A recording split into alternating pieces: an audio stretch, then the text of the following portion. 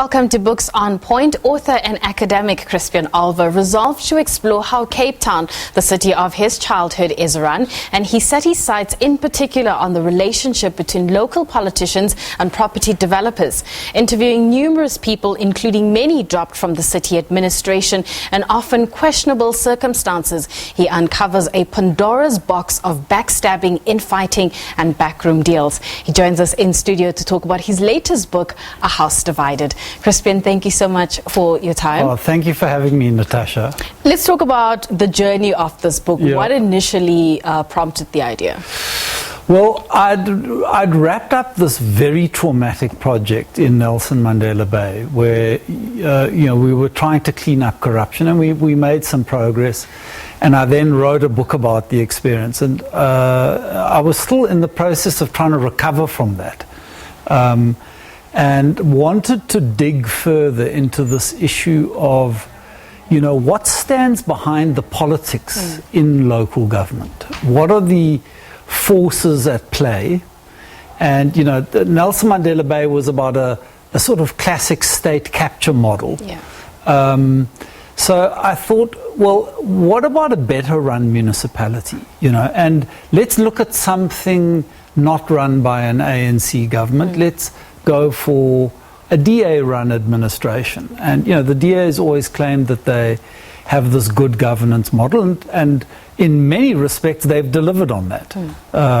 Cape Town meets almost all the criteria, on infrastructure, on speed of planning approvals. Cape Town works. But not everything was going smoothly there. I mean, they were in the midst of this very severe water crisis. Right. And evidence was leaking out that they'd known about this crisis for at least 10 years.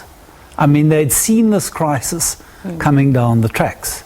And why were they so ill prepared? Why hadn't the infrastructure been put into place? So I set out to, dig a little bit. And that's when I put in an application to do research on the city. And blow me down, they rejected my application.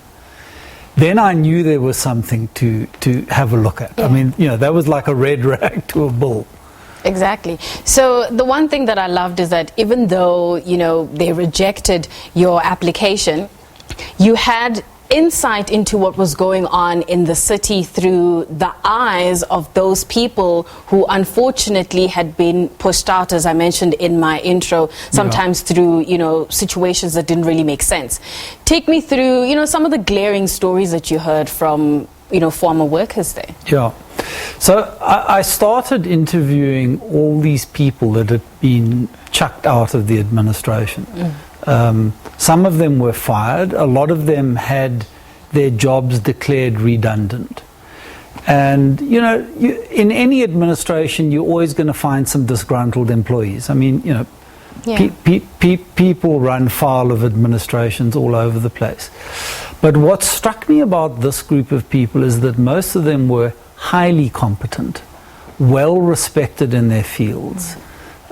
People like Cathy Stone, I mean, of all the spatial planners in South Africa, she's probably built the most successful spatial planning system in Cape Town. Her boss, Yapi Hugo, who's been in and out of private sector and administrations, well respected. These were not the standard kind of disaffected employees. And I couldn't work out why they would be chased out. I mean, Cape Town for many years has had this very strong technocratic team that runs the city pretty well. So why were good people being pushed out of the administration? And I looked at every project that they were involved in, and a couple of those projects really leapt out. And they were almost all big property developments. And the common feature was that staff in the city had advised against approving those developments. And against the staff's advice, the politicians, and in particular the Mayor, Patricia de Lille, had lent in and pushed these projects through regardless.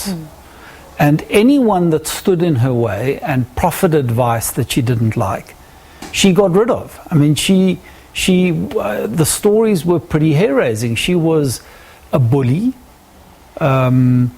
She was very obsessed with loyalty and power, and if you didn't toe her line, she saw you as opposed to her. Yeah. And she had a team of people around her. There was this, group of white boys in the mayor's office, very smart young people who'd unfortunately never run government. People refer to them as, young know-it-alls who would, sit and lecture people that had been in the administration for many years about how to do their job. Unfortunately, they didn't know how to do their job. So, DeLille was like amassing more and more power into her office. She certainly knew how to wield power. It made me think of many of the ANC politicians I know. They would have loved to have been able to amass power as effectively as Patricia could. Yeah. She's a fascinating character. Maybe that's why she's been appointed to this ministerial job. Right. One thing that you want readers to get out of this book?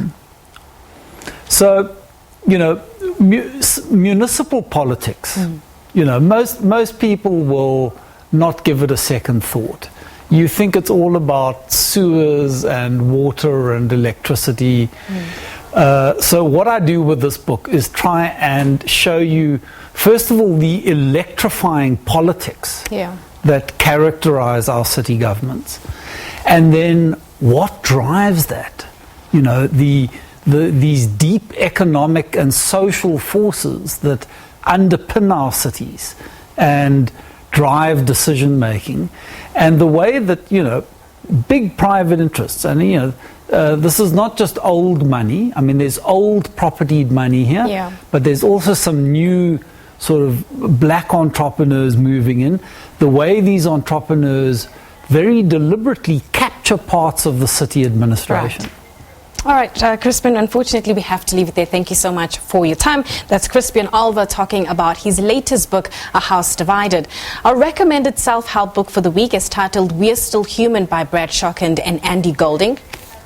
It looks at how to build relevant businesses and exceptional work experiences for human beings in a world that has gone digitally crazy. Well, we'll have more of your news with Nompumelelo Siziba at the top of the hour. Your weather details are up next. Goodbye from me.